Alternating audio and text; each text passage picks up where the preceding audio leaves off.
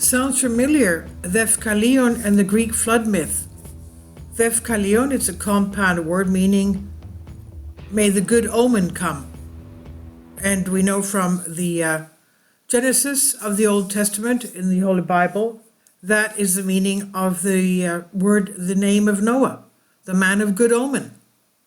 Why are flood myths so common in stories from ancient cultures around the world?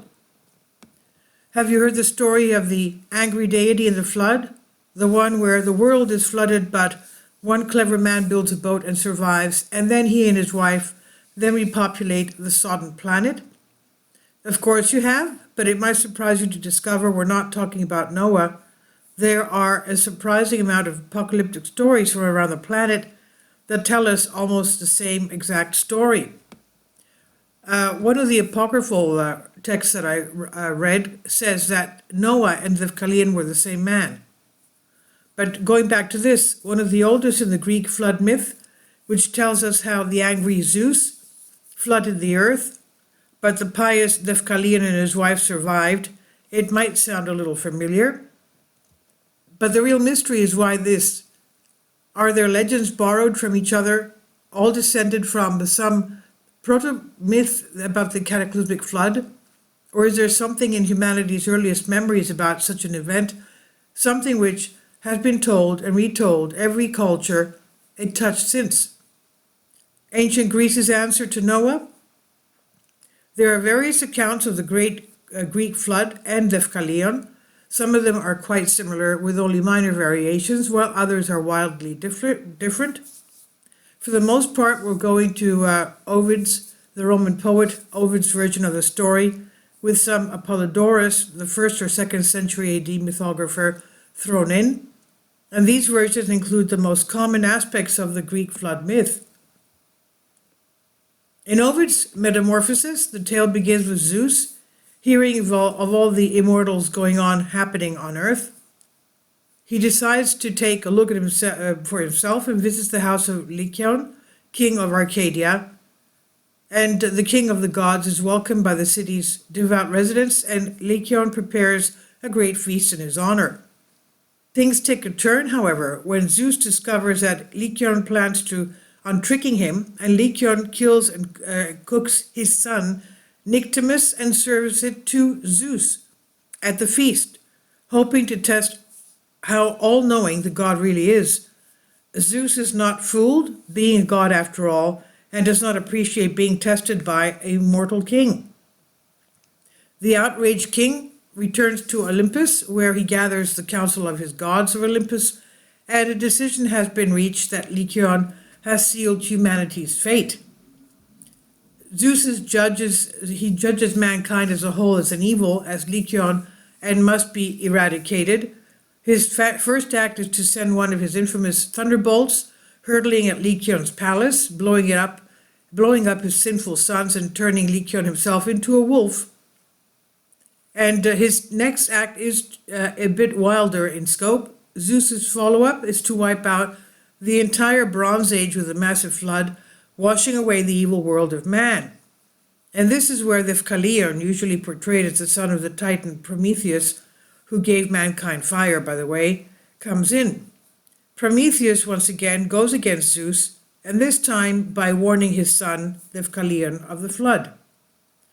He instructs Deucalion to build a large chest, an ark that is, a large boat in reality, and this is described by the ancient Greek scholar Apollodorus as being a chest of the following fashion: to make it 50 cubits long, 14 wide, and 8 high. Deucalion and his cousin, for some time his wife Pyrrha, then board the boat. They got on board in the nick of time as Zeus begins to flood the earth, covering the land with water and killing every living thing except Deucalion and his wife Pyrrha, that is. Eventually Zeus notices the still breathing couple, but seeing their piety decides to spare them. He sends in the north wind to scatter the clouds and calm the storm. The couple then gives their thanks to the kind of merciful Zeus, and the flood waters start to subside. It takes 9 days, but eventually the waters drop to the point where Deucalion and Pyrrha can lead and land their chest, their ark, their boat on Mount Parnassus, or sometimes Mount Etna, Mount Athos, Mount Othrys, various other mounts, depending on the version. It's only then that they realize that they're the only surviving mortals, and they head to the springs of Cepheus to visit the temple of Themis.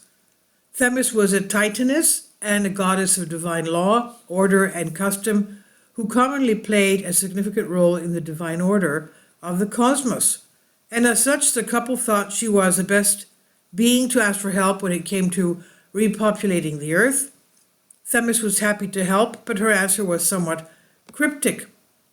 Themis responded, "Leave the temple and with veiled heads and loosened clothes throw behind you the bones of your great mother."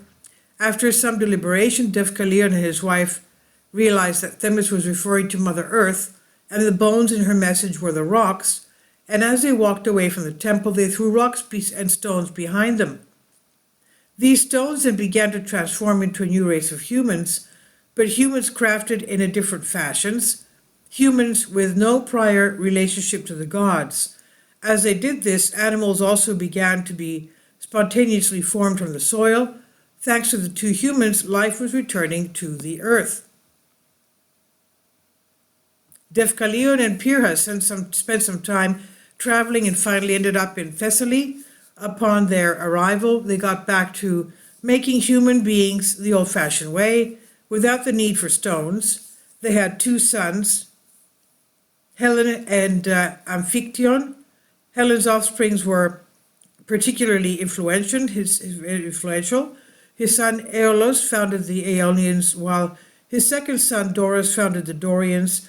Both would go on to be extremely significant Greek people.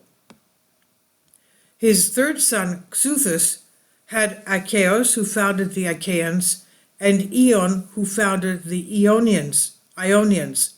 Amphictyon, on the other hand, succeeded his father as king of Thessaly and founded the Amphictyonic League, a religious and political association of Greek city-states.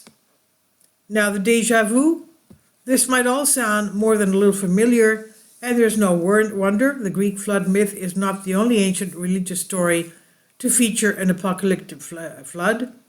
In particular, the Mesopotamian epic of Gilgamesh, one of the oldest surviving record tales in history, and the biblical narrative of Noah's Ark share some startling similarities with this tale. All three stories feature mankind being wiped out by a powerful deity as punishment for its perceived transgressions.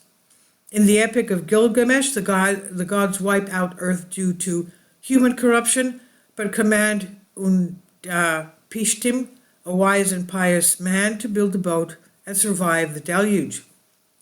In the story of Noah, which appears in Genesis, God likewise decides to wipe out mankind but commands Noah to build an ark. The three tales then all have the human survivors rapidly repopulating the earth, using some magical smudging of details to avoid the sticky question of mass inbreeding. While details differ from story to story, the general outline is pretty much the same. In fact, the myths are so similar, some Second Temple Jewish and early Christian theologians believe that Noah, Deucalion, and Pishtim were one and the same, and the stories all told of the ancient flood that had hit the Mediterranean region at some point. Interestingly, the parallels between the Greek flood myth and other ancient flood stories stretch far beyond the Mediterranean region. Hindu tradition also contains a flood narrative with striking similarities. In the Hindu epic Mahabharata, there is an account of global deluge known as the story of Manu or Matsya. And like Deucalion, Manu is forewarned about the impending flood and instructed to build a large boat to preserve the seeds of life. As the waters rise, Manu's boat comes to rest on a mountain similar to the way Deucalion's ark lands on Mount Parnassus. And likewise, the Native American Hopi tribe has similar flood myths featuring themes of divine displeasure, survival in vessels, and subsequent repopulation of the earth. These similarities suggest a shared culture motif, emphasizing the universality of such narratives in explaining the origins and challenges of humanity. How can such diverse civilizations feature such incredibly similar stories? Is it evidence that there really was a great flood? After all, there's a point where coincidence can become too implausible. Well, for a long time, people have done their best to try to prove religious tales true. For example, some believe that Noah's Ark rests on Mount Ararat in Turkey. Many have claimed that the boat-shaped formations on the mountain are evidence of the Ark, but these claims have never been substantiated by credible archaeological or scientific evidence. The truth is that there is no hard archaeological evidence that a great flood once wiped out much of mankind. We know that massive floods did hit ancient civilizations.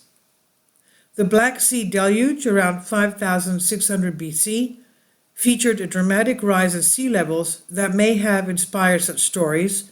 Similarly, the Tigris and Euphrates rivers in Mesopotamia often flooded and may have inspired the region's flood myths. Pretty much everywhere floods. These parallels between these stories likely suggest a shared cultural consciousness or common source of inspiration, reflecting the human inclination to explain natural disasters, like floods, and moral lessons through mythology. Like most other myths, the Greek flood myth and flood myths in general are just a way for people to explain the seemingly unexplainable. And this is by Robbie M. from Historic Mysteries on Collective Spark. Please leave your comments and thank you for your support. Kindly support my Patreon account. The daily posts are 5 videos daily, and they are totally different from what I have on my YouTube channel. Thank you so much for your support and that you find all my content so interesting. You'll find the Patreon account details in the description box below.